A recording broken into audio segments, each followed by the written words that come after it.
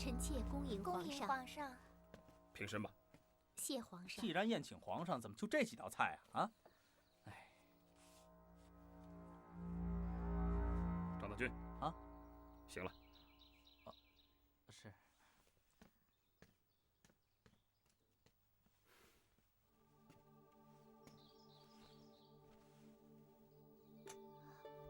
皇上，臣妾有个不情之请，品这几道菜最好不要喝酒，这样才能品尝出臣妾的厨艺。好，这些菜都是你亲手料理的吗？都是些南方人的做法，臣妾手脚太慢，所以只做了这几个。哎，够了够了。这一道是白斩鸡。皇上请尝尝。这白斩鸡要看它好吃不好吃，只要先尝一块鸡胸脯就足够了。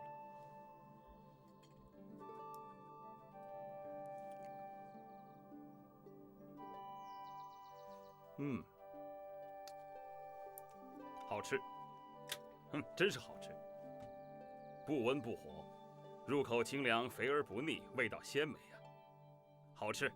哎，来，夫人快请坐，坐吧啊。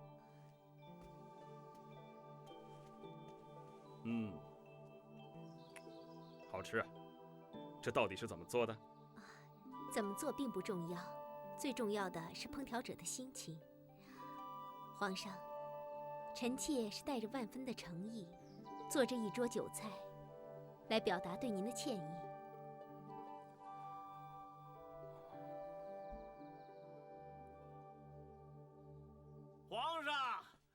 皇上，你们已经开始吃了。靖王，对不起，臣弟来晚了。皇上恕罪。皇上，臣妾忘了跟您说了，臣妾约了靖王来，因为靖王对臣妾有些误会。误会？没有误会，皇上，我跟他没误会。王毅，喝多了吗？我没喝多。张德军，我只喝了那么一点点。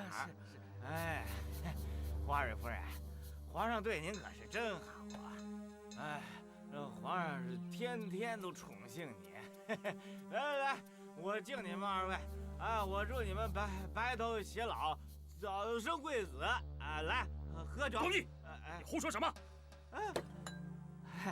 皇上，他可是祥妃啊！祥妃也是人呢。祥妃。他只能算是半个人，是我们兄弟俩抬举他了，啊！张德军，把他送回去。是，靖王没喝多。靖王，咱们走啊！还要回去喝。靖王，行了，别再闹了，靖王，回去喝啊！靖王，好了，靖王，咱们走，别拉走吧，靖王。你们别让我走，我还要喝酒呢。花蕊夫人，皇上，喝呀！啊，皇上。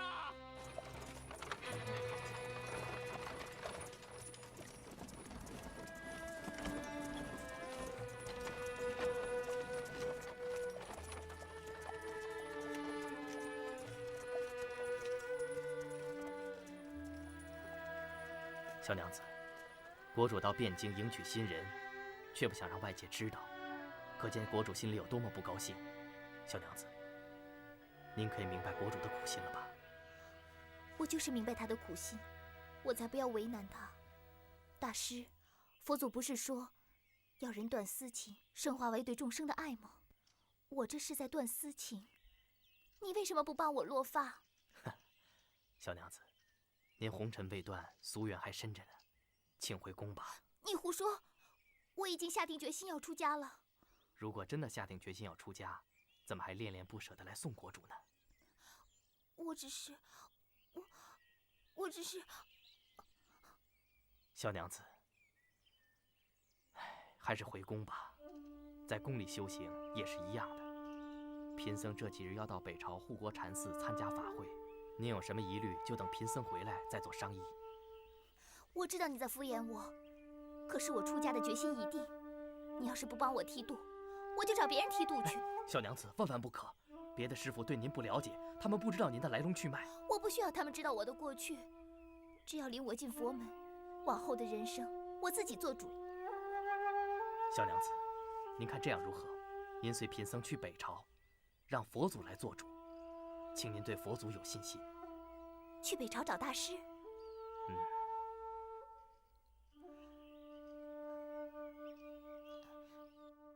郡王，啊，李煜一行啊，已经过江了。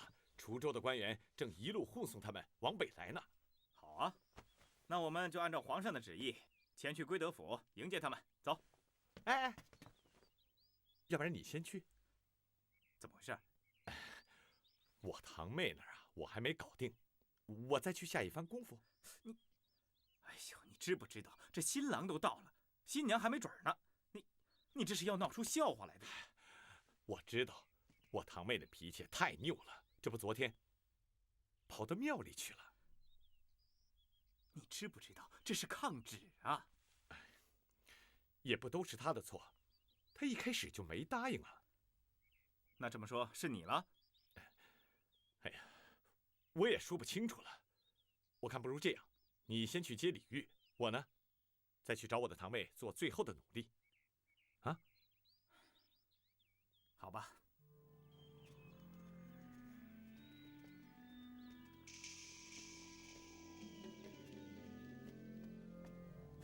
堂哥，你怎么变成这个样子了？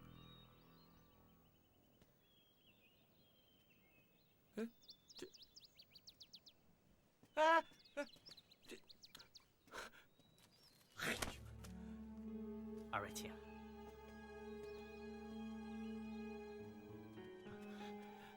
哎呀，小娘子，二位请稍等。师傅，我刚才看到赵普气冲冲的出去了，是不是庙里有人得罪他了？大师，我们不是要去参加法会？你要介绍老师傅让我认识吗？小娘子，我刚才打听到一些事情，好像不太对劲儿。宋朝廷安排要嫁给国主的那位公主，她出家了。出家？都要嫁人了，为什么要出家？难道是姑娘不答应这门婚事？公主从一开始就没答应这婚事，而且她也好像不是真正的公主，她是赵普的堂妹。赵普，大宋国的赵普。不对呀，既然一开始就没说定，他们为什么要国主选定日子过江迎娶呢？问题就在这儿，新娘子都出家了，国主去娶谁呢？除非大宋的臣子另有别的人选安排。大师，如果他们是存心要骗国主过江呢？这不像是一个上邦皇帝应有的作风啊！小姐，那国主会不会有危险啊？大师，他们万一是要存心骗国主到汴京，那有没有新娘就不重要了。大师，大宋有阴谋，国主她有危险呀！难道这真是朝廷的对策？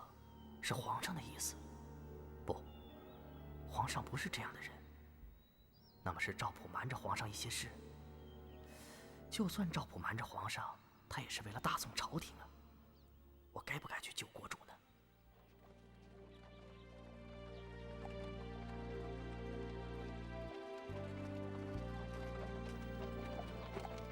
国主，归德府到了。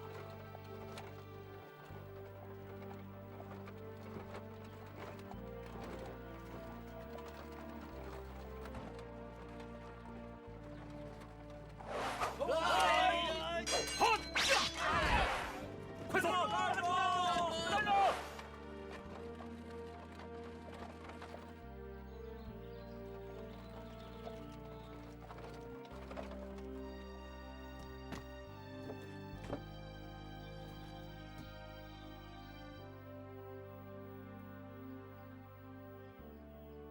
国主，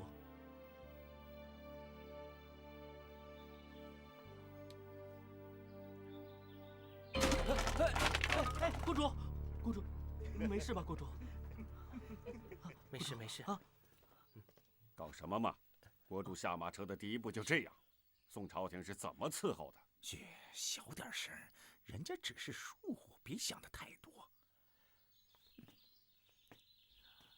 国主，既来之则安之，请一切以大局为重。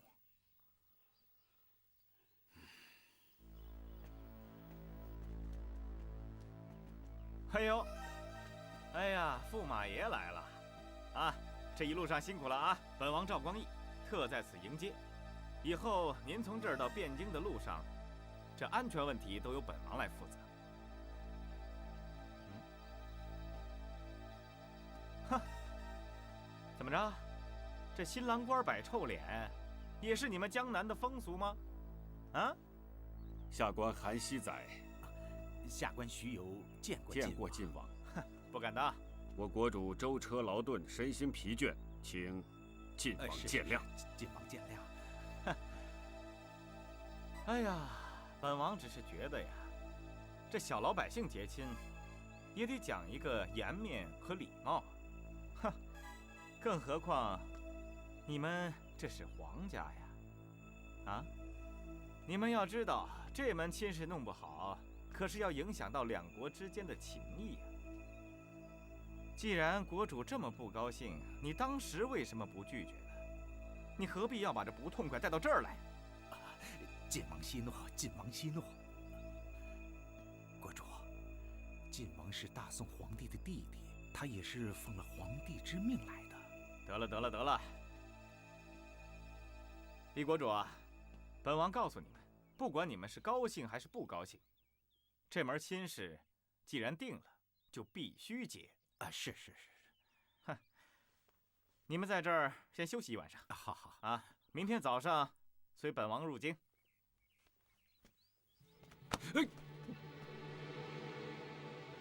国主，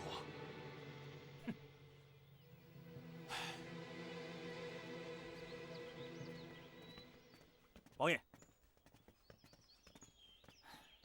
你们都给我听清楚了，没有本王的命令，任何人不得随意进出，违者斩。是，王爷。这，快，直接到知府官舍去。是。哎呀，晋王出大麻烦了！哼，瞧瞧你这么慌慌张张的，怎么回事？哎呀，新娘子出家了。这怎么办呢？哎呀，我原来以为她是躲到了庙里。哎呀，可不曾想她连头发都剃了。什么？这不搞出笑话来了？皇上知道吗？我这不是没敢禀报。哎呀，不说怎么行啊？哎，我有2个好办法，你听听啊。一个呢，是给吕玉再找个新娘子，以免有损皇上的威仪。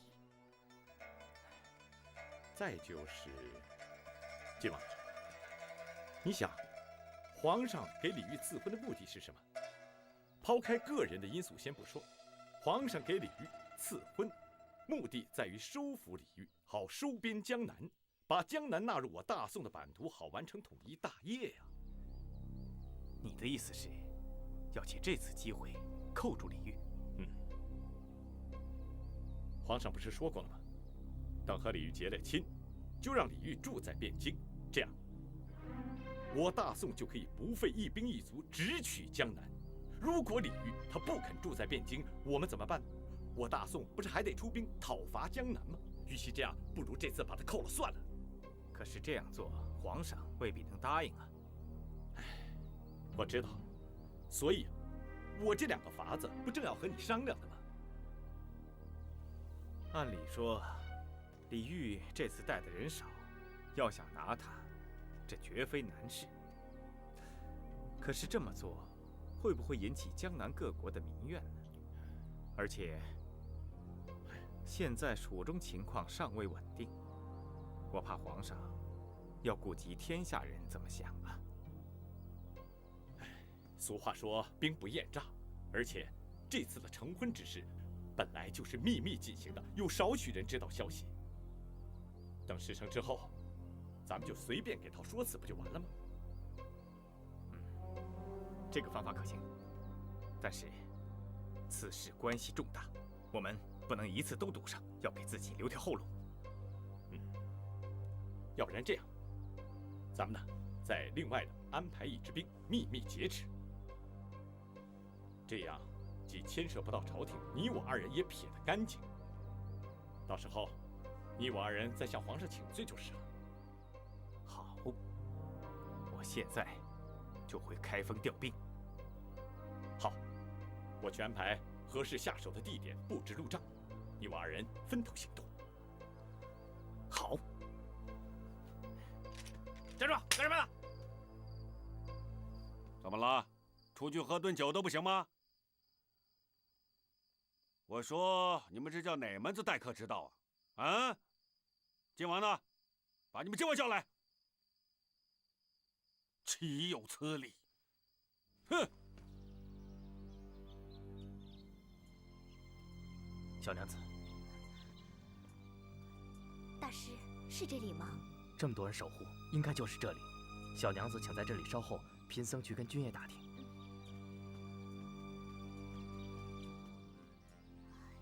小姐好像进不去呀。大师，守军怎么说的？他们不让进，也不给传话。那可怎么办呢？我们得想办法把消息送进去。国主，问出来了吗？问出来了。外边守军的军爷说，前面黄河古道发大水，路断了，等路修好了以后才能启程。既然是修路，晋王为什么不方便告诉我们？都已经等了2、3天了，他至少应该出面告诉我们一下。守军的军爷说，晋王带人去修路了。既然晋王带人去修路，为什么不让我们出去，而要限制我们的行动呢？朕看，他们是想把朕软禁在这里。国主，下官想，好像他们觉得国主不乐意这门亲事，怕国主后悔，所以才要限制我们的行动。朕是不乐意，但朕也不能稀里糊涂的就被他们软禁在这里。国主说的对，我们一定要想办法，把事情真正的情况弄清楚。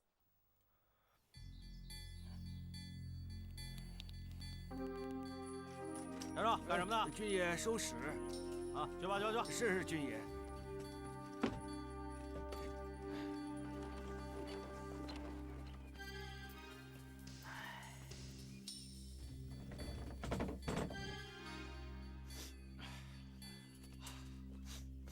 还好，不太臭。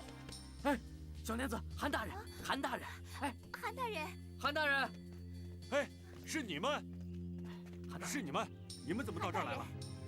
赵普他们假借婚娶之名要扣留国主，果然不出我所料，确实有问题。可我们现在回去调兵也来不及了。这，韩大人，眼下除了大宋皇帝，没人能救国主了。只有冒死去求大宋皇帝了。走，我们即刻赶往汴京。走，走。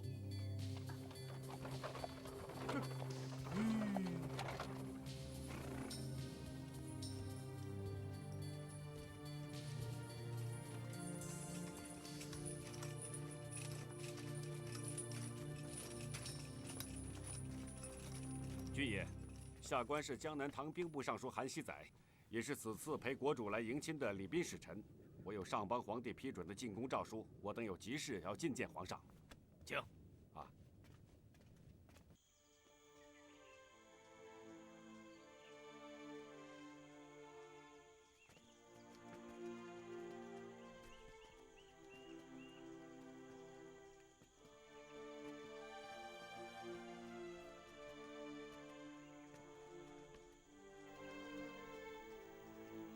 夫人来汴京也好一段时日了，你还觉得习惯吗？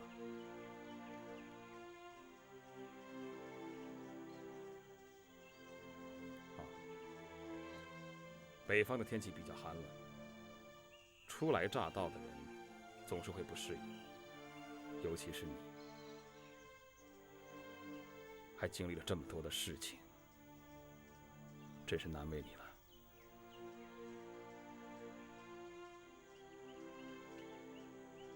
天气冷，人情冷，心情更冷啊。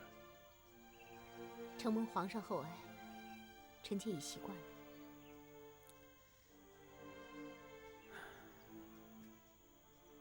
朕没有想到孟昶会死得那么早，朕也很难过。是朕对他保护不周，单凭这一点，朕就应该向你表示歉意。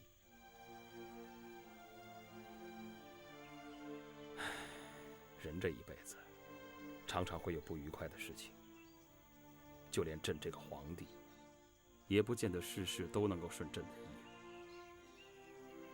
朕的为人如何，你可以不必这么早下定论，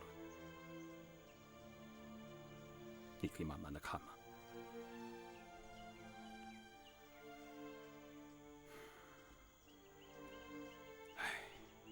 周公畏惧流言日，王莽谦让下士时，如果他们当时就死了，那他们的一生真伪，又有谁会知道？公公，启禀皇上，内侍来报，说是江南的使臣到了，有急事。好，朕马上过去。是。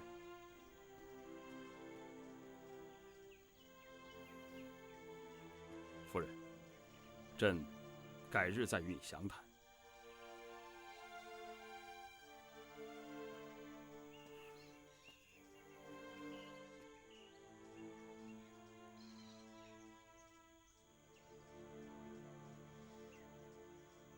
真的不行啊！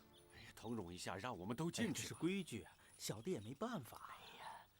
别急别急，韩大人。大师，韩大人，只让我跟大师2个人进去。有劳韩大人和大师了。好吧，你放心，我们定能全力以赴。大师，走吧。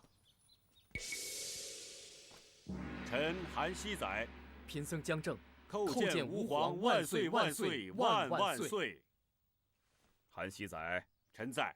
奏书上说，你是随着李煜进京迎娶的官员之一，怎么，你没参加？皇上，臣正是为了此事进京禀告。请问皇上，我国主婚配的对象是否还是赵普大人的堂妹？没错，就是她。可是那位公主已经落发为尼了，皇上不知道吗？胡说！她已接受了朕赐的公主封号，怎么会落发为尼呢？皇上，果然被蒙在鼓里了。这到底是怎么回事？起来吧！你们2人起来回话。谢皇上。皇上，贫僧前来参加护国寺的法会，无意中看到赵普大人及那位落发拒婚的女尼。贫僧私下想，如果皇上知道新娘已经落发，断不会要江南国主远来结亲，除非皇上被蒙蔽了。皇上，臣等与国主来到归德府，与晋王见面之后，原本说好次日启程来汴京，然而我们一住数天，并没有动静，而且他们还限制了我们的行动，臣不得不起疑而溜出了驿馆，刚好碰到姜正大师，臣才知道事情确有蹊跷。皇上，臣不敢妄加揣测，但臣的确担心毕国主的安危呀。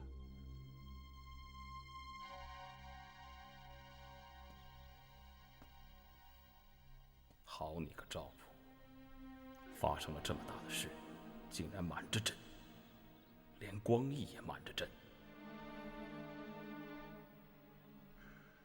就算他们别有打算，也是为了我朝一统天下，朕也不应该在这2个人的面前拆自己臣子的台。朕不如装傻算了。皇上，身为臣子，臣有责任维护毕国主的安全，现在也只有皇上能救毕国国主了。皇上，2国结姻本是喜事一桩，即使姻缘未具，联姻不成，但2国的情谊还在，请放江南国主回去。大师是出家人，出家人的目的在于弘法，红尘俗事是否管得太多了？你不要忘了自己的身份。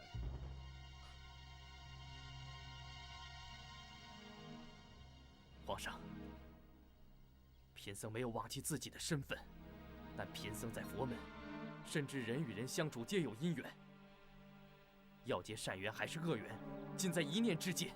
贫僧相信善缘会带来善果。看来大师是尽得佛祖慈悲的真传了，修为无人能及。你若求情，何不去求佛祖啊？皇上，臣常听人说，大宋皇帝宽厚有德，重情重义，光明磊落。既然我国主是为了娶亲而来，皇上不会打算这一次就扣住我国主了吧？为了统一天下的最终目的，扣住他又如何呢？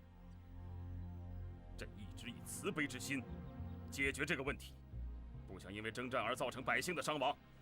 皇上，您建立大宋，开拓版图，众人拥戴，是个铁铮铮的汉子。而我国国主穿不了战袍，跨不了战马，要想抓他，大可公开下诏。如果公开下诏他不来，还可以想其他的办法。怎么可以用这等狂骗阴灰的手段呢？难道大宋皇帝拿江南，朝廷就没有办法了吗？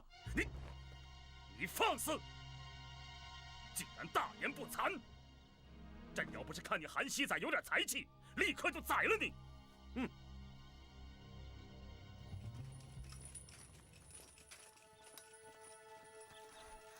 这么久都没有他们的消息啊，不知道他们能不能见到皇上。哎，你在这里等我一下，我去找找韩大人和大师。哦，那你要小心点儿。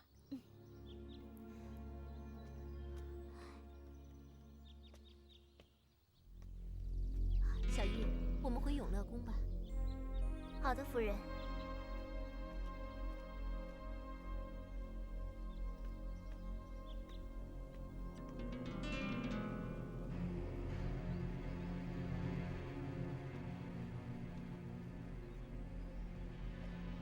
站住！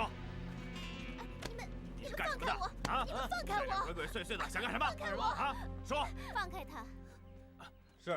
是。请问你是谁？你是宋宫廷里的人吗？你是嫔妃吗？你来多久了？你看看我，你认识我吗？你又是谁？你为什么跟踪我们夫人？我们夫人还没说什么呢，你倒问那么多。小玉，别吓着这姑娘。这位姑娘是谁呀？你怎么可以跟着我到这儿来了呢？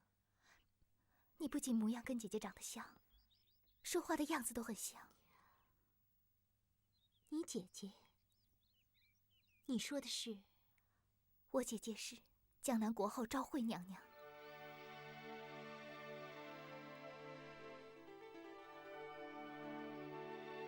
江南国后？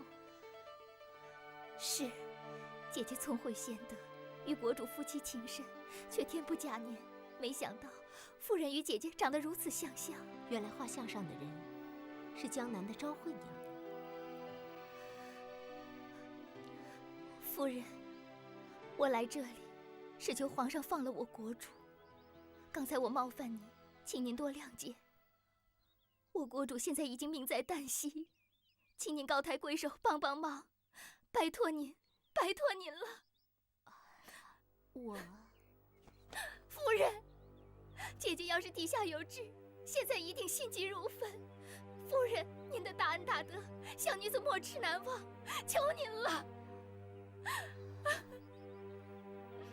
好，我带你去。谢夫人。出去，全都出去！皇上。韩大人怎么样了？韩大人，韩大人，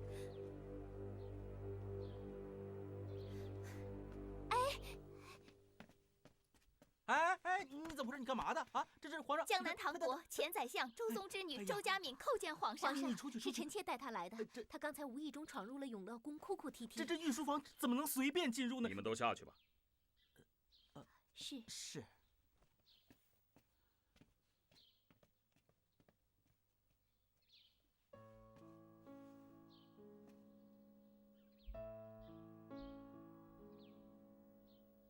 你再说一次，你叫什么名字？小女子周佳敏。起来说话。谢皇上。你也是为了李煜而来的吗？是。你好大的胆子，居然敢为了他来此，不怕朕治你的罪吗？皇上，如果国主有难，小女子也不想活了。既然救不了国主，皇上要治什么罪？小女子有什么好害怕的呢？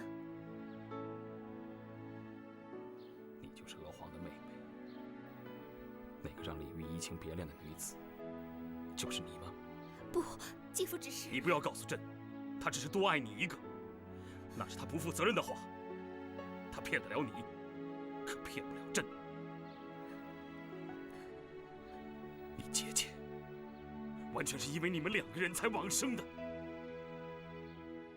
你居然还有脸为了李煜来求朕！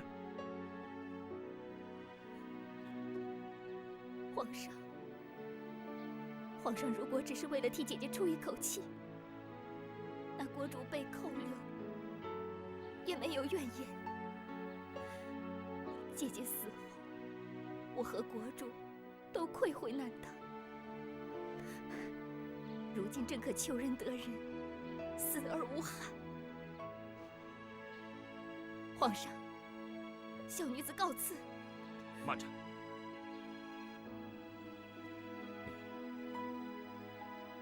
你很勇敢。皇上，我与国主真心相爱，不管皇上为了什么理由赐婚，我都愿意退让，成全国主维护国祚命脉的苦心。我们不敢违逆皇上，但是国主远来迎娶，这份诚意，皇上没有理由用诈骗的手段把国主扣下。皇上，请皇上放了国主，所有责罚，小女子愿意替国主承担。当初，娥皇要是有妹妹一般的勇气，我们的情又怎会无疾而终呢？赵伯，醒醒！哦，哎呀，你可回来了！我跟你说，我的兵马已经全部带回来了。好。我也选好了地点，设好路障了。等吕毅的人马一过黄河古道，咱们就下手。好，这样一来，我就可以让他们预先埋伏。国主，有没有韩老的消息？哦，没有啊。国主，依下官看，您还是换一套小兵的衣服，先逃出去吧。朕逃出去了，那你们怎么办？不行。国主，要走一起走，朕是不会单独走的。国主，我们都是文官，不会打仗啊。你下去吧，朕再来想办法。是，臣告退。徐大人。哦，国主，下雨了，屋子里潮。小的跟太医拿了一些去霉祛湿的干花草，给屋子里熏点香气。放着吧。是。厚德，在。把随行太医叫来。啊，快去。是。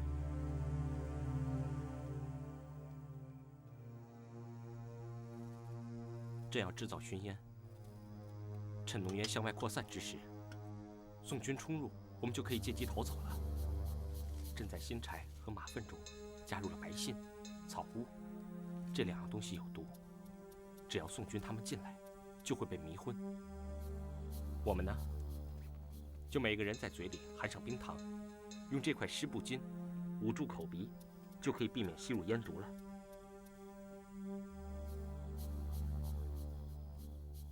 关门。是。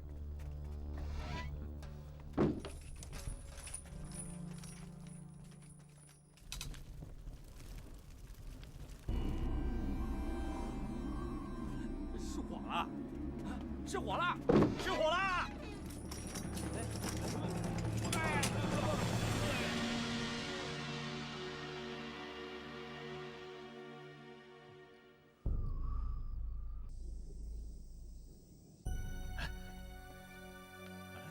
人呢？到哪儿去了？起来！起来！醒醒！哎呦！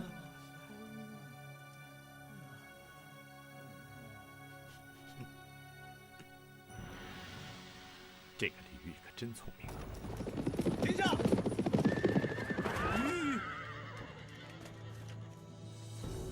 公主，这……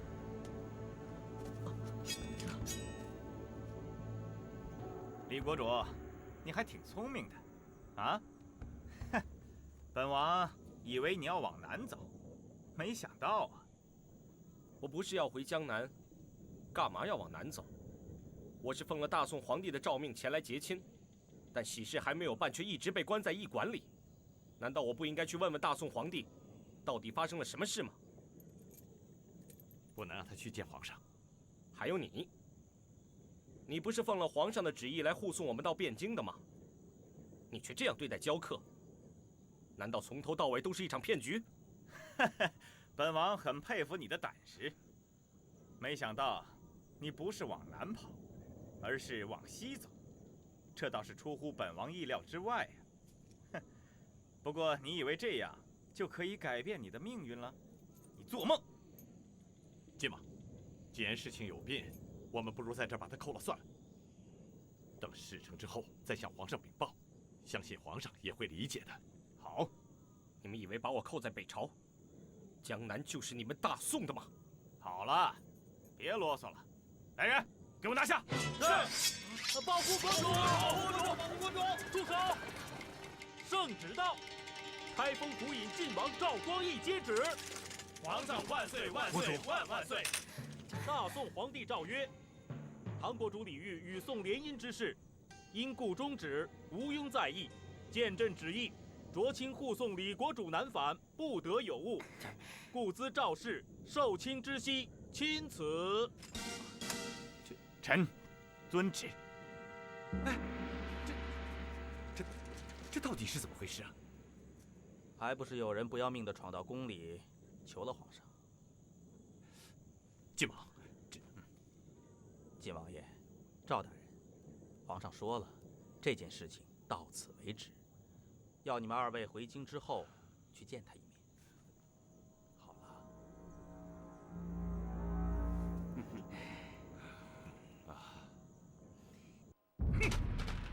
丢人！居然敢自作主张，做出这种见不得人的事情来！你们让朕怎么去面对天下人呢？皇上，是臣的错。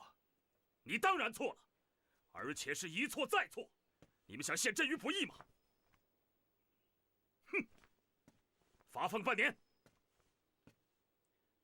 皇上，您是否还想统一天下？当然想。朕统一天下的步伐从来就没有停过，但是做人的原则更是不能变。哼！朕对蜀地用武，却因为王全斌的处理不当，造成几万无辜生灵的丧失。朕不希望这种事情再度发生，才想用笼络的方法来对付北汉和江南。朕不希望因为征战而给百姓造成更多的伤害。统一天下是要为天下百姓着想，绝不能为了统一天下而伤害到天下人，那就本末倒置了。这一次，李煜回去会更加的小心谨慎，对我朝会更加的留意。如果想对他用计，那恐怕就更难了。那倒未必。李煜信佛，我们已经在他身边安插了姜正，姜正就可以用佛来麻痹他。这一次，姜正又救了他一命，朕相信李煜会越来越信任姜正的。皇上，依臣看姜正已经倒向李煜那边了，他未必可靠啊。是啊，姜正对李煜的关心并非假意啊，他这个人还是有问题。姜正不是倒向李煜那边，而是倒向佛祖那边了。他现在的心已经真正出家了，所以他才能够扮演好这个角色。姜正这个人，朕很放心。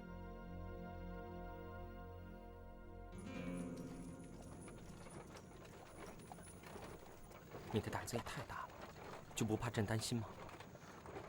我告诉宋皇帝，要是国主有什么不测，我也不想活了。你还瞎说？下回不许了。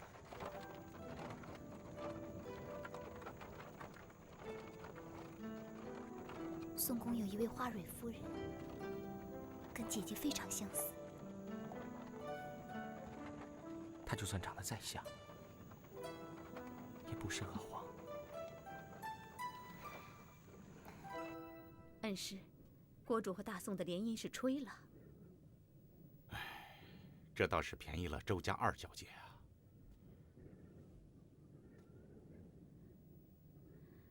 那周家敏过后是当定了。这事儿连大宋皇帝都知道了，没得争了，你就认了吧，啊？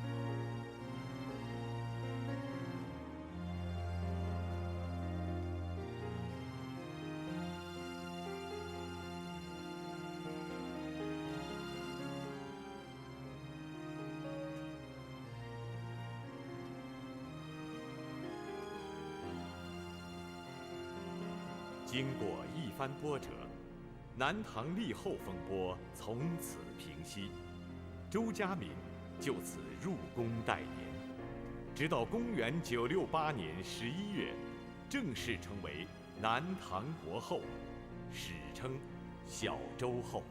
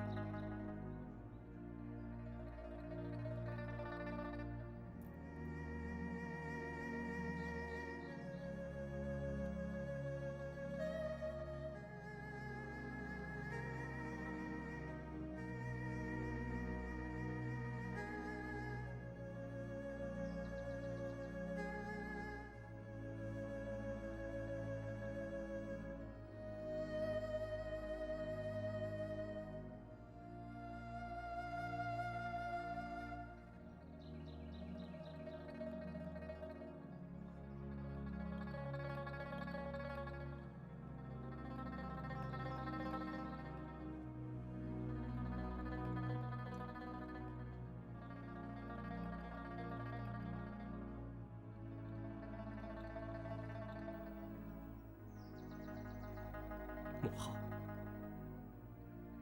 您满意吗？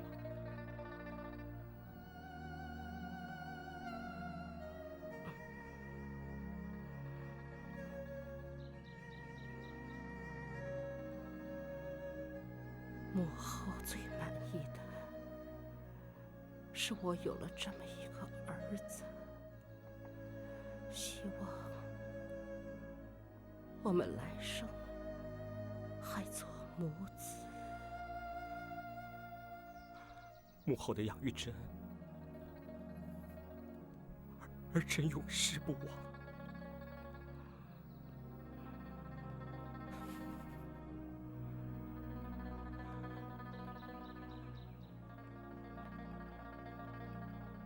天黑了吧？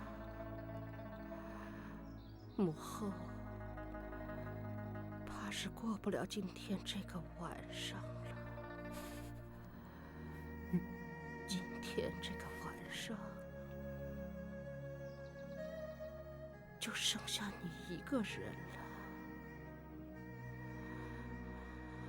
母后把你带到这个世界上，又把你留在了这个世界上。母后现在最担心的是，就是怕你寂寞，怕你孤独。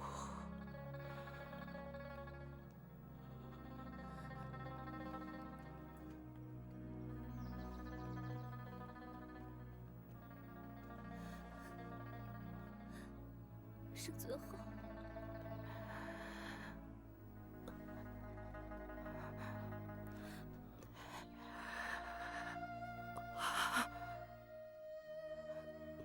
好好支撑着这个家，支撑着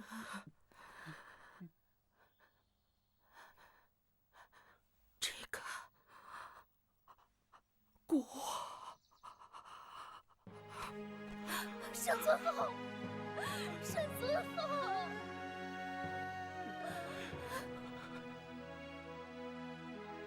公元965年，南唐圣尊后薨逝，谥号光穆皇后，葬于顺陵。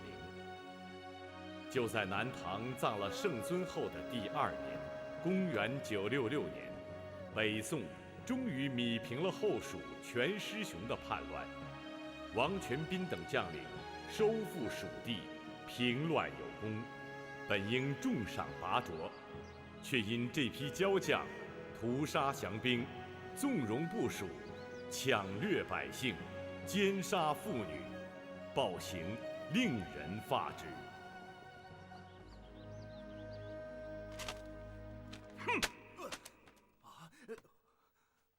东路军都监曹彬，他几次劝谏于你，要你约束属下，你置若罔闻。王全斌，是也不是？大军出征之前，朕是怎么交代你的？要你们约束属下，要你们约束属下。朕苦口婆心，没想到竟然还有军校残虐、奸杀妇女，种种骇人听闻的兽行。朕收后蜀，不过就是要一统江山，这蜀民何罪啊？更何况一个农家妇女，她又何罪之有啊？没想到你的属下竟然丧尽天良，朕要你们这样的勇将何意？皇上，皇上，皇上！你给朕一个交代！朕要你们这些勇将是要保国卫民，你们居然滥杀无辜，奸杀掳掠！皇上，臣督促不忠，臣罪该万死，臣罪该万死！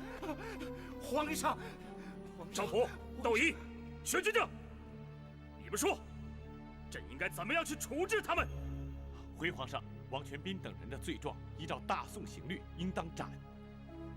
皇上，伐蜀之战全靠几位将军奋力作战，全力以赴，全师雄的叛乱也是靠他们剿平。臣斗胆请求皇上，念在诸将劳苦功高，免他们一死。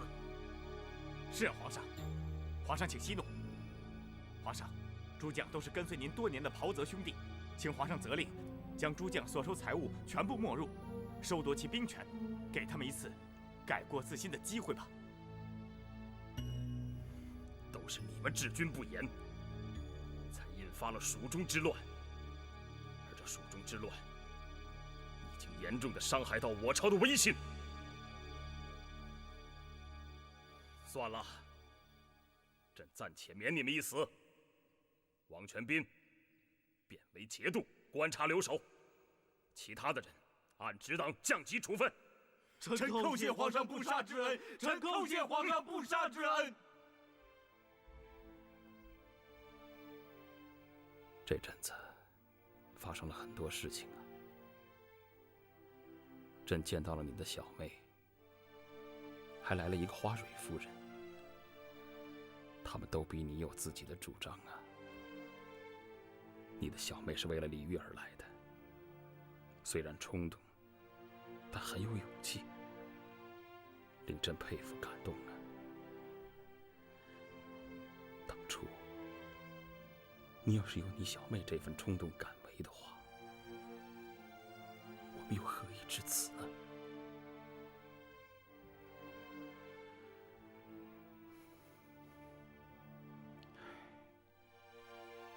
那个花蕊夫人，她跟你长得是那么的像，朕很想把她当成是你，但她毕竟不是你呀。夫人，奴婢昨天遇到富贵了，他说晋王从蜀地找来画师黄茂了。他找黄茂干什么？富贵他送来2幅画，说希望您学赵高辅画秦王，让他们兄弟戏强。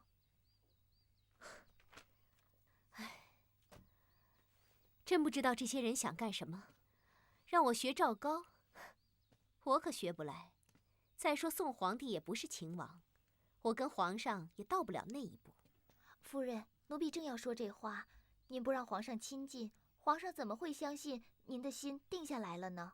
夫人，您不为自己着想，也该为孟氏族人着想啊！我看皇上对您挺好的。你胡说什么呀？皇上驾到！臣妾参见皇上。好，夫人，起来，起来，快快请起。这是刚才有人给朕送来的胡麻饼，特别的香啊，所以朕就拿过来给你尝一尝。多谢皇上。乾德6年，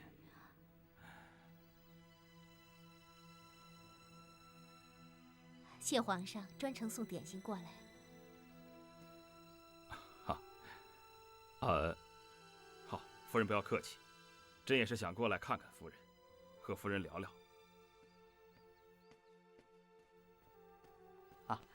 启禀皇上，西南藩藏歌顺化王子到了，他送来了好多的贡物。你先下去吧，跟他说，朕马上过去。是。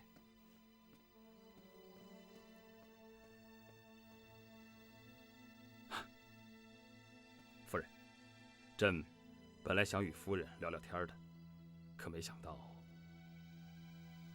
夫人，请用些点心吧，改日朕再过来与夫人交谈。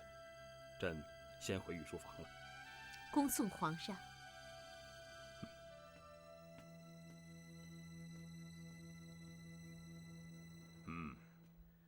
想不到藏哥，这西南藩地也能出这种玩意儿。皇上，藏哥顺化王子诚心顺服，他们那里出产好玉石，自然会把好东西送到宫里来了。这只玉斧倒是不错。好，朕就留这只玉斧，其他的你们都拿去吧。多谢皇上。哎，赵普啊，带朕尼的谢函呢？请皇上用印。皇上，这玉斧看得出来，做工非常精细啊。是。好。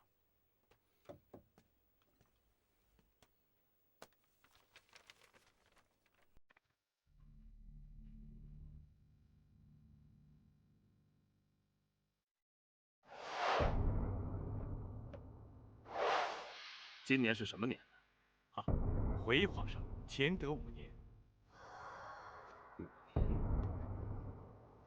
不会弄错吧？没有错呀。这就怪了。今天朕在永乐宫的时候，看到了一幅画，那上面标注的是乾德6年，这又是怎么回事？是不是皇上您看错了？看错了？不，朕不会看错的。皇上，会不会是画师当时把年号给搞错了？那就更不可能了。如果年号搞错，画师肯定会收回的，又怎么可能在民间广为流传呢？窦仪，你是不是有什么看法？说来听听。是，启禀皇上，此画并非我朝之物，想必是花蕊夫人从蜀中带来。何以见得？当年王衍的前蜀曾用过乾德这个年号，此画必是那时所作。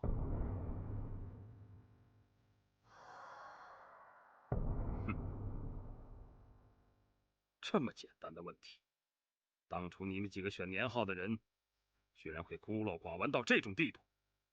看来，宰相这个人选还得慎重啊。自明年起，改元开宝元年。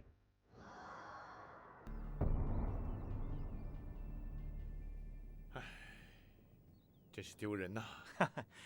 你怎么还在想呢？啊，有什么大不了的？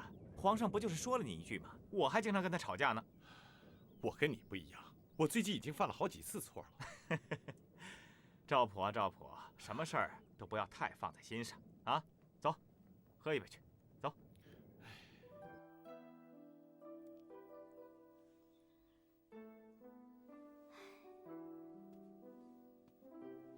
现在怎么画，也画不出人在当初的神韵了。夫人，大宋皇帝对您挺好的，你可千万别自个儿找麻烦啊！靖王他是个魔鬼，可千万别给他抓到小辫子啊！人赞和蜀国，在我心里仿如昨日一般亲近，又仿如梦幻一般遥远。要不是为了蜀中后裔的生死存亡，我也不会苟活于此地的。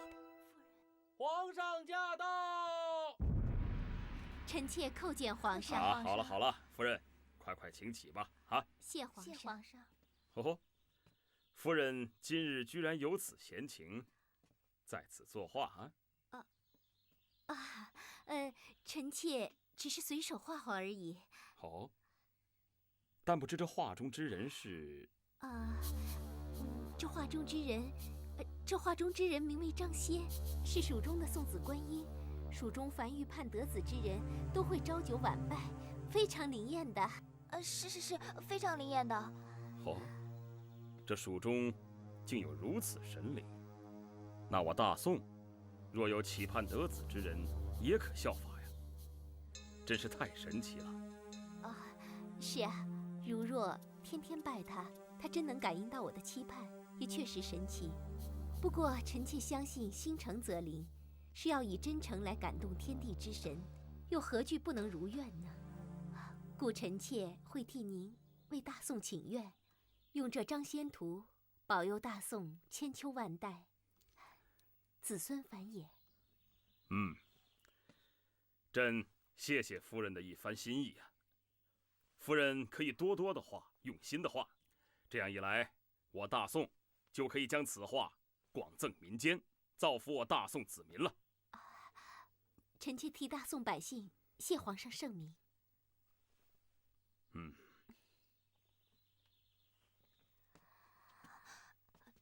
夫人，皇上，侯霸荣被杀了，我朝对北汉的离间失败了。前方还传来消息，说辽军攻入了易筋关。皇上，道州刺史王继也说南汉刘长恣意暴虐，屡屡挑衅，请派大军讨伐。朕本不想大动干戈。皇上，可是辽军已经攻城了。不错，朕是不想给北汉的百姓带来兵祸之灾，但他北汉偏偏要靠辽军来撑腰，所以朕不打都不行了。赵普，臣在。你旨，传令昭义军节度使李继勋征讨北汉。是。皇上，南汉挑衅的是？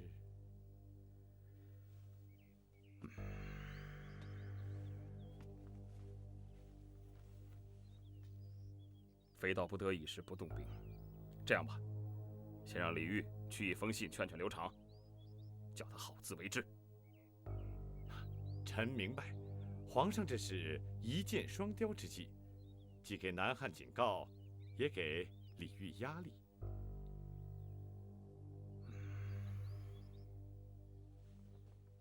大宋要我们对南汉提出罢兵称臣、归还被侵吞的湖南旧地3个条件。他的土地受到南汉的挑衅，他应该自己派大军去讨伐才是。为什么非要我们出面不可呢？这到底是何目的呢？难道他最后是要我们派兵替他伐南汉，然后再借口伐我们，造成我们腹背受敌？你们说，大宋是设下圈套要我们往下跳，还是故意让我们为难，跟南汉交恶？国主，臣以为，不管大宋皇帝的意图如何，南汉都不能灭。南汉刘长虽然暴虐无道，但唇亡齿寒，南汉一灭，剩下的就是我们了。国主，陈桥大人说的对，不管宋皇帝为什么不自己与南汉交涉，我们都不能落入他的圈套。当然，也不能不理他，这样会让他抓到画饼的。要不落入圈套，又不留下画饼，唯一的办法也只有斡旋到底。是啊，对南汉要全力斡旋。潘友，你来起草，用朕的私人名义给刘长写封信，对他动之以情，晓以利害。私人名义，国主，那该怎么称呼他？您又该怎么自称呢？既然是私信，就按一般惯用语，称他为足下，朕就谦称为仆吧。